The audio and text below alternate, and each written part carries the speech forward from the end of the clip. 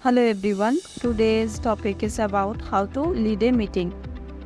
So to conduct a meeting, the first thing is about the location, time and date. So you need to be very clear and concise about your date and time, and you should also have a clear agenda of the meeting.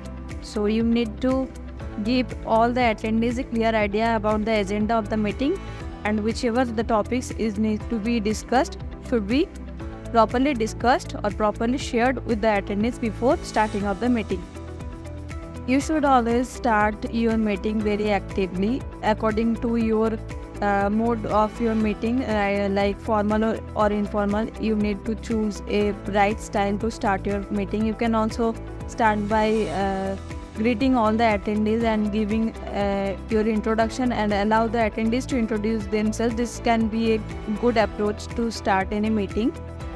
So time management is a very crucial point which need to be taken care while conducting any meeting, because all of the points written in the agenda should be discussed within the constrained time. So you need to take care of that. So every agenda is discussed within proper time. So there should be proper monitoring and also time management. And next point, there you should allow everyone to speak, everyone to participate in the meeting.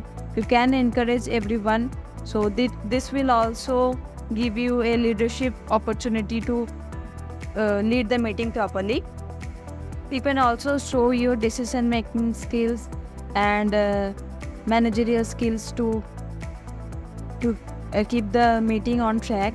These are the basic points which should be taken care to lead the meeting properly. And there is a crucial point with that you need to draw a conclusion from the meeting at the end of the meeting, so that everyone is clear about the discussions and everything going on in the meeting. So these are the basic points which you need to be clear and need to adopt for leading a meeting properly and effectively. Thank you.